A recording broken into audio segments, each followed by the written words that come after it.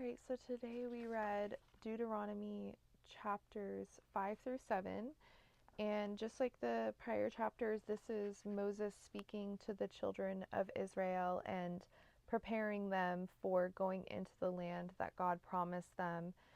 And he's in chapter 5, he's going through the 10 commandments with them and reinforcing the fact that they need to keep all of God's commandments so that things will go well with them. And he gives, a recap of the 10 commandments and everything that happened. And then in chapter 6, God God's speaking through Moses, and he's telling them that they need to not spare any of the people that are in the land, otherwise they will be a snare to them, and talks about keeping God's statutes and, basically warning them, if they don't keep his commandments, then it will not go well with them.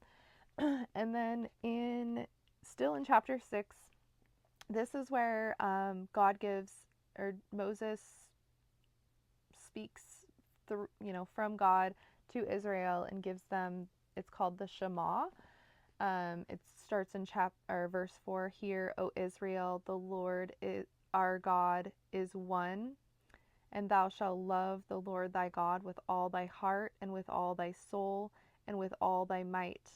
And these words which I command thee this day shall be in thy heart, and thou shalt teach them diligently to thy children, and shalt talk of them when thou sittest in thy house, and when thou walkest by the way, and when thou liest down, and when thou risest up. And thou shalt bind them for a sign upon thy hand, and they shall be in frontlets between your eyes, and thou shalt write them upon the posts of thy house and on thy gates. I actually have this plaque that has this up in my house, because as soon as I learned about the Shema, I was like, that is so important to just keep that at the forefront of always keep it in front of our eyes, to always be thinking about putting God first in our lives, because we know that that is the most important thing. So I love the Shema. As soon as I learned about it, I got that and I love it. So very cool. Definitely recommend researching it if you haven't heard of it and didn't know those verses. And then chapter 7, God is continuing to warn them about, not fearing the people of the land that they're going into, and showing them that he has consistently delivered them and protected them and provided for them. So they should trust in that.